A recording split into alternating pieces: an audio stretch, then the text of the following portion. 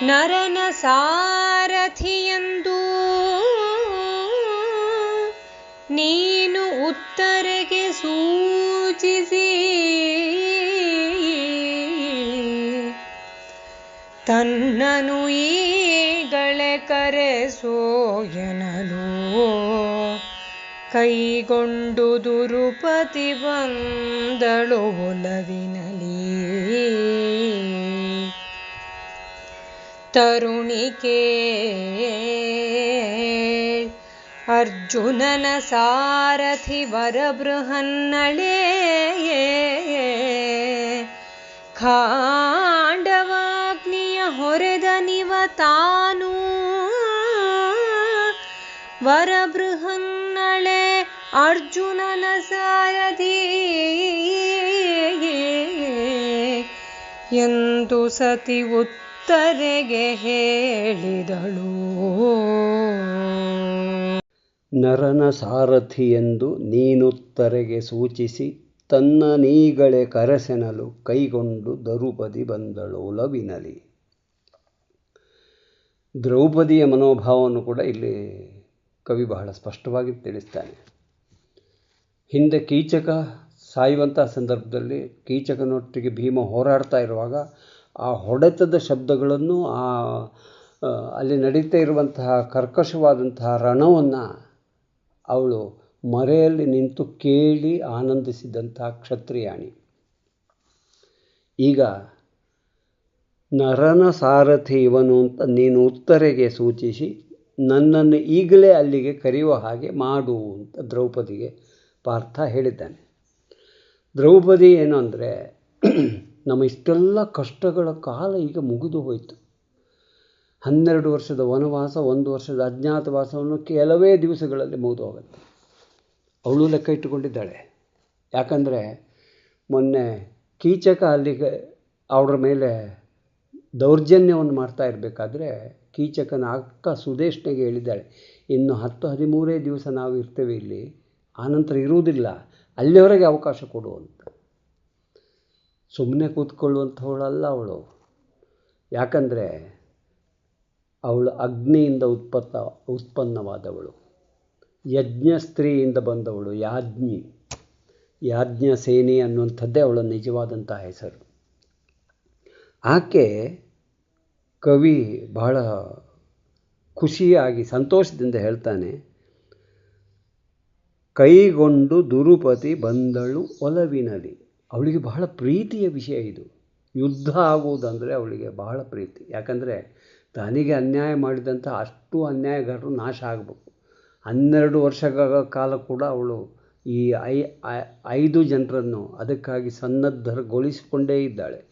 ಪ್ರತಿಯೊಂದು ಸಂದರ್ಭದಲ್ಲಿ ಕೂಡ ಅವರು ಮರಿಬಾರ್ದು ಅನ್ನೋ ರೀತಿಯಲ್ಲಿ ಜ್ಞಾಪಿಸುತ್ತಲೇ ಬಂದವಳು. ಇವತ್ತು ಅವಳಿಗೆ ತುಂಬ ಆನಂದ ಆಗ್ತದೆ ಈ ವಿಷಯವನ್ನು ಹೇಳೋದಕ್ಕೆ. ತರುಣಿ ಕೇಳ್ ಅರ್ಜುನನ ಸಾರಥಿ ವರ ಬೃಹನ್ನಳೆ ಖಾಂಡವಾಗ್ನಿಯ ಹೊರೆದನಿವ ತಾನೆಂದು ಸತಿಯುತ್ತರೆಗೆ ಹೇಳಿದಳು. ಅರ್ಜುನನ ಬಗ್ಗೆ ಇಷ್ಟರವರೆಗೆ ನಾಟ್ಯಾಚಾರ್ಯ ನನ್ನ ಗುರು ಅಂತ ಮಾತ್ರ ಹುಡುಗಿಗೆ ಗೊತ್ತಿದ್ದಿದ್ದು. ಈಗ ದ್ರೌಪದಿ ಬಂದು ಹೇಳ್ತಿದ್ದಾಳೆ, ತರುಣಿ ಕೇಳ್ ಉತ್ತರೆಗೆ ಹೇಳ್ತಿದ್ದಾಳೆ, ಈತ ಈ ಬೃಹನ್ನಳೆ ಇದ್ದಾನಲ್ಲ ನಿನ್ನ ಗುರು, ಅವನು ಅರ್ಜುನನಿಗೆ ಸಾರಥಿಯಾಗಿದ್ದವನು. ಅರ್ಜುನ ಖಾಂಡವನವನ್ನು ದಹಿಸುವಾಗ ಖಾಂಡವಾಗ್ನಿಯ ಹೊರೆದನಿವ. ಒಂದು ಸುಳ್ಳು ಹೇಳಬೇಕಾದ್ರೂ ಅದರಲ್ಲಿ ಒಂದು ಸತ್ಯ ಸೇರಿಕೊಂಡಿರುತ್ತೆ. ಆ ಸುಳ್ಳಿನೊಳಗೊಂದು ಸತ್ಯ ಇರುತ್ತೆ ಅನ್ನೋದನ್ನು ಇಲ್ಲಿ ಮಹಾಕವಿ ಬಹಳ ಚಂದವಾಗಿ ವರ್ಣಿಸಿದ್ದಾನೆ. ಅವನಿಗಿವ ಸಾರಥಿ ಬೃಹನ್ನಳೆ ಅರ್ಜುನನ ಸಾರಥಿಯಾಗಿದ್ದವನು. ರಥದ ಜೊತೆಯಲ್ಲಿ ಅವನು ಇದ್ದವನು, ಆ ರಥದಲ್ಲಿ ಇದ್ದವನು ಸಾರಥಿಯಾಗಿ ಇವನೇ ಈ ಬೃಹನ್ನಳೆ ಇದ್ದಿದ್ದು. ಖಾಂಡವಾಗ್ನಿಯ ಹೊರೆದನಿವ, ಖಾಂಡವ ವನವನ್ನು ದಹಿಸುವುದಕ್ಕಾಗಿ ಅಗ್ನಿಯನ್ನು ಹೊರೆದವನು, ಅಗ್ನಿಯನ್ನು ಪೋಷಿಸಿದವನೇ ಇವನು. ಅಗ್ನಿಗೆ ಆ ಎಲ್ಲ ವಿಷಯಗಳನ್ನು, ಆ ಖಾಂಡವ ದಹನದ ಸಂದರ್ಭದಲ್ಲಿ ಅಗ್ನಿಗೆ ಬೇಕಾಗುವಂಥ ಅಗ್ನಿಯನ್ನು ಉತ್ಪತ್ತಿ ಮಾಡಿ ಅಗ್ನಿಗೆ ಆ ವನವನ್ನೇ ಕೊಟ್ಟವನು ಇವನು. ಅಗ್ನಿಯೇ ಬಂದು ಕೇಳ್ಕೊಂಡಿದ್ದಾನೆ, ಇವರು ಮಾಡಿದ್ದಾರೆ, ನಮಗೆ ಗೊತ್ತಿರುವಂಥ ಕಥೆ. ಅಲ್ಲಿರುವಂಥ ಸತ್ಯ ಏನು ಅಂದರೆ ಖಾಂಡವಾಗ್ನಿಯ ಹೊರೆದನು ಇವ.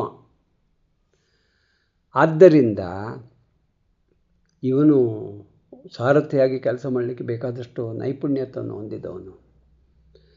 ಅಗ್ನಿಯಾಸ್ತ್ರದ ಪ್ರಯೋಗ ಮಾಡಿ ಅವನ ಅಗ್ನಿಯನ್ನು ಅಲ್ಲಿ ಉತ್ಪತ್ತಿ ಮಾಡಿದ, ಅಗ್ನಿ ಖಾಂಡವನ್ನು ದಹಿಸುವಂತೆ ಮಾಡಿದ ಅನ್ನುವಂತಹ ಸತ್ಯ. ಖಾಂಡವಾಗ್ನಿಯದ ಹೊರೆದನಿವ ಅಂತ ಹೇಳುವಂಥ ಸತ್ಯದ ಜೊತೆಗೆ ಅರ್ಜುನನಿಗೆ ಇವನು ರಥಿಕನಾಗಿದ್ದ. ಅರ್ಜುನನೇ ರಥದಲ್ಲಿ ರಥಿಕನಾಗಿದ್ದ, ಇವನು ಅವನಿಗೆ ಸಾರಥಿಯಾಗಿದ್ದ ಅನ್ನುವಂಥ ವಿಷಯವನ್ನು ಉತ್ತರೆಯ ಕಿವಿಗೆ ಹಾಕಿಬಿಡ್ತಾಳೆ. ಇದರ ಉದ್ದೇಶ ಏನು?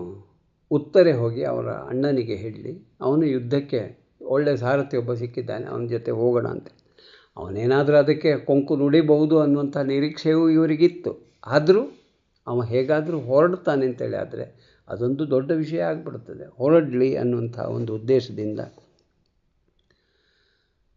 ಇಷ್ಟನ್ನು ಕೇಳಿದ ಕೂಡಲೇ ಉತ್ತರೆ ಪಾಪ ಸಣ್ಣ ಹುಡುಗಿ, ಅವಳಿಗೆ ಏನು ವಿಷಯ ಗೊತ್ತಿಲ್ಲ. ನಮ್ಮ ಅಣ್ಣ ಮಹಾಸಾಹಸಿ ಅಂತ ಅವಳು ಕೂಡ ನಂಬಿಕೊಂಡಿದ್ಳು. ಅಣ್ಣನ ಸಾಹಸದ ಪರೀಕ್ಷೆ ಎಲ್ಲಿ ಆಗಿದೆ ಅವಳು ನೋಡಲಿಲ್ಲ, ಅವಳಿಗೆ ಗೊತ್ತೂ ಇಲ್ಲ. ಅಣ್ಣ ಅಂತಹ ಸಾಹಸಗಳನ್ನು ಮೆರೆದವನೇ ಇಲ್ಲ. ಅದಕ್ಕೆ ಇವಳ ಪ್ರಶ್ನೆಗೆ ಹಾಗೆ ಉತ್ತರ ಇಲ್ಲ. ಆದರೆ ನನ್ನ ಅಣ್ಣ ಮಹಾಸಾಹಸಿ, ಹೆಚ್ಚಾಗಿ ನಮ್ಮ ತಂಗಿಯಂದಿರಿಗೆ ಇರುವಂತಹ ಒಂದು ಭಾವ ಅದು, ನನ್ನ ಅಣ್ಣ ಅಭಿಮಾನ. ಅದರಿಂದಾಗಿ ಅವಳಿಗೆ ತುಂಬ ಸಂತೋಷವಾಗ್ತದೆ.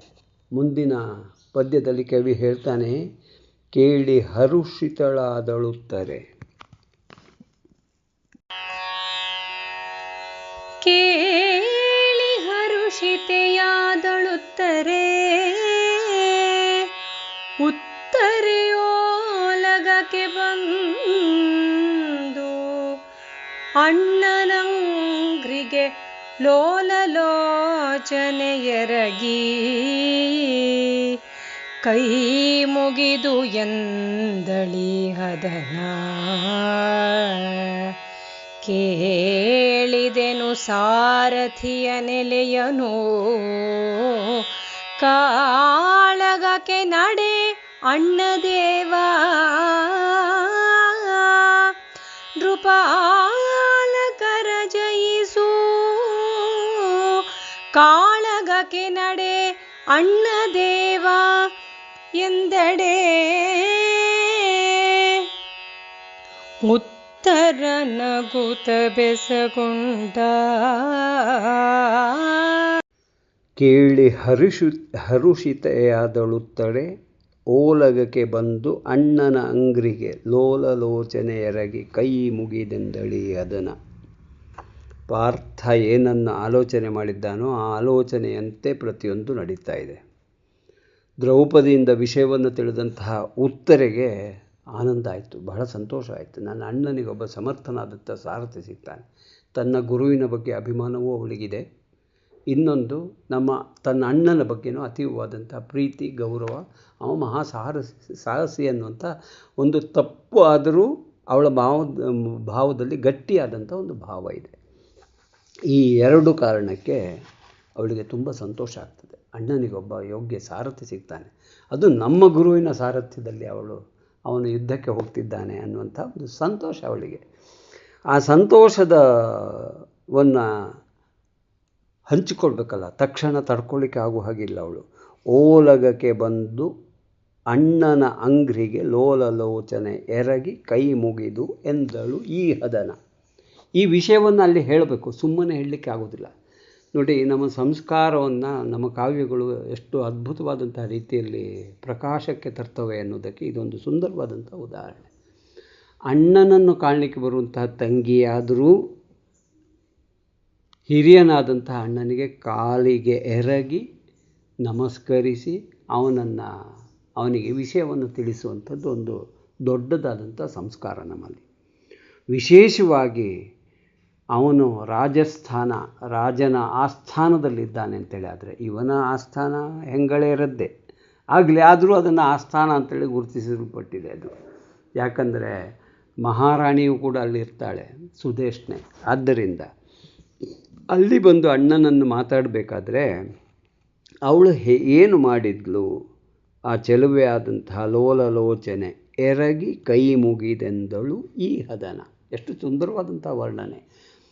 ಏನು ನಡೀತಾ ಇತ್ತೋ ಅದನ್ನು ಕಣ್ಣಿಗೆ ಕಟ್ಟುವ ಹಾಗೆ ಮಹಾಕವಿ ಇಲ್ಲಿ ನಮ್ಮ ಮುಂದೆ ತಿಳಿಸ್ತಾ ಇದ್ದಾನೆ. ಅದು ನಿಜವಾದಂತಹ ಕಾವ್ಯದ ಸಾಮರ್ಥ್ಯ. ಕೇಳಿದೆನು ಸಾರಥಿಯ ನೆಲೆಯನು, ಕಾಳಗಕ್ಕೆ ನಡೆಯಣ್ಣ ದೇವ, ನೃಪಾಲರ ಜಯಿಸು ಎಂದು ಉತ್ತರ ನಗುತ ಬೆಸಗೊಂಡ ಎಂದು. ನೀನು ಹೋಗಿ ಇನ್ನೂ ಅವರನ್ನು ಗೆಲ್ಬಹುದು. ಯಾರು ನೃಪಾಲರು ಏನು ಬಂದಿದ್ದಾರೆ, ಯಾರು ವೀರಯೋಧರು ಬಂದಿದ್ದಾರೆ, ಅವ್ರನ್ನೆಲ್ಲರನ್ನು ನೀನು ಗೆಲ್ಲಬಹುದು ಅಣ್ಣ. ಇಂಥ ಒಂದು ಅವಸ್ಥೆ ಆಗಿದೆ, ಇಂಥ ಒಂದು ವ್ಯವಸ್ಥೆ ಆಗಿದೆ. ಅವಸ್ಥೆಯಿಂದ ವ್ಯವಸ್ಥೆಯಾಗಿ ಅದು ಪರಿವರ್ತನೆ ಆಗಿದೆ. ನಿನಗೆ ಸಾರಥಿ ಇಲ್ಲ ಅನ್ನುವಂಥ ಕೊರಗು ಹೋಯಿತು. ಆ ರಾಜಾದಿರಾಜರುಗಳನ್ನೆಲ್ಲ ಸೋಲಿಸಿ ಬರುವಂಥ ಒಂದು ಚೈತನ್ಯವು ನಿನ್ನ ಹತ್ರ ಇರುವಾಗ ನಿನ್ನ ಹೆಮ್ಮೆಗೆ, ಅಪಾರವಾದಂಥ ನಿನ್ನ ಗೌರವಕ್ಕೆ ಎಣೆ ಇಲ್ಲ ಅಣ್ಣ. ಆದ್ದರಿಂದ ಸಾರಥಿಯ ನೆಲೆಯನ್ನು ನಾನು ಕೇಳಿದೆ.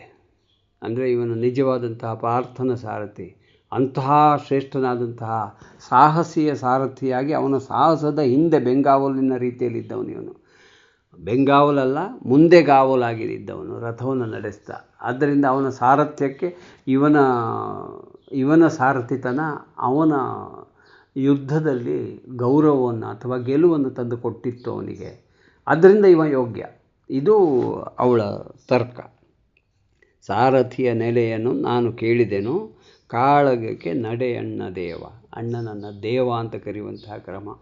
ಅದೇ ರೀತಿ ಅವಳು ಸಂಬೋಧಿಸ್ತಾಳೆ. ಕಾಲಿಗೆ ಎರಗಿ ಹೇಳಿದವಳು, ನೃಪಾಲರನ್ನು ಇನ್ನು ನೀನು ಜಯಿಸಬಹುದು ಎಂದೊಡೆ ಉತ್ತರ ನಗುತ ಬೆಸಗೊಂಡ.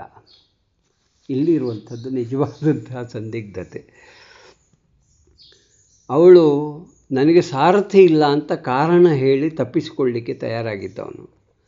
ಈಗ ತಂಗಿ ಎಲ್ಲರ ಮುಂದೆ ಬಂದು ನಿನಗೆ ಸಾರಥಿಯಲ್ಲಿ ಸಿಕ್ಕಿದ್ದಾನೆ ಅಂತ ಹೇಳಿದೆ. ಒಂದು ಸಂದಿಗ್ಧ ಪರಿಸ್ಥಿತಿ ಹೇಗೆ ಬಂತು ಅವನಿಗೆ ಅಂದರೆ, ಸಾರಥಿ ಇಲ್ಲ ಅಂತ ಸುಮ್ಮನೆ ಕೂತ್ಕೊಂಡು ಬಿಡ್ಬೋದು ಅಂತ ಯೋಚನೆ ಮಾಡಿಕೊಂಡಿದ್ದವನಿಗೆ ತಕ್ಷಣದಲ್ಲಿ ನಿನಗೊಬ್ಬ ಸಾರಥಿ ಸಿಕ್ಕಿದ್ದಾನೆ, ಬಾ ಅದ್ಭುತವಾದ ಯಾರೋ ಕೆಲಸಕ್ಕೆ ಬಾರದವನಲ್ಲ, ಅಂತಹ ತ್ರಿಲೋಕ ವಿಕ್ರಮಿಯ ಸಾರಥಿಯಾಗಿದ್ದವನು ಅವನು ನಿನಗೆ ಸಿಗ್ತಾನೆ, ಎಲ್ಲರನ್ನು ಗೆದ್ದು ಬರ್ಬೋದು, ನೀನು ಬರೋಣ ಇಲ್ಲಿದ್ದಾನೆ ಅಂತ ಹೇಳಿದ ಕೂಡಲೇ ಇವನಿಗೆ ಮತ್ತೆ ಸಂದಿಗ್ಧ.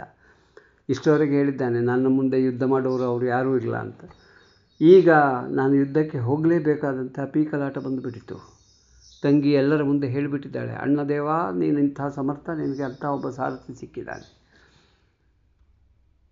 ಇದು ನಿಜವಾದಂಥ ಅವನಿಗೆ ಸಂದಿಗ್ಧತೆ ಹೇಗೆ ಬಂತು ಅಂದರೆ, ಸುಮ್ಮನೆ ನಗ್ತಾ ಹೇಳ್ತಾನಂತೆ. ನಗ್ತಾ ಯಾಕೆ ಹೇಳ್ತಾನೆ? ಅದು ಸಾಧಾರಣದ ನಗು ಅಲ್ಲ, ಅಸಹಾಯಕತೆಯ ನಗು. ಅಯ್ಯಯ್ಯೋ ಹೀಗಾಗಿಬಿಡ್ತಲ್ಲ ಅನ್ನುವಂತಹ ನಗು. ಆದರೂ ಎದುರು ತೋರಿಸಿಕೊಳ್ಬೇಕು, ನಾನು ಸಾಹಸಿ ಅಂತ ತೋರಿಸಿಕೊಳ್ಬೇಕಲ್ಲ. ಹೇಳ್ಕೊಂಡು ಬಿಟ್ಟಿದ್ದಾನೆ ಇಷ್ಟವರೆಗೆ, ಅನುಭವ ಇಲ್ಲದೇ ಇದ್ರೂ ಬೊಗಳೆ ಬಿಟ್ಟಿದ್ದಾನೆ.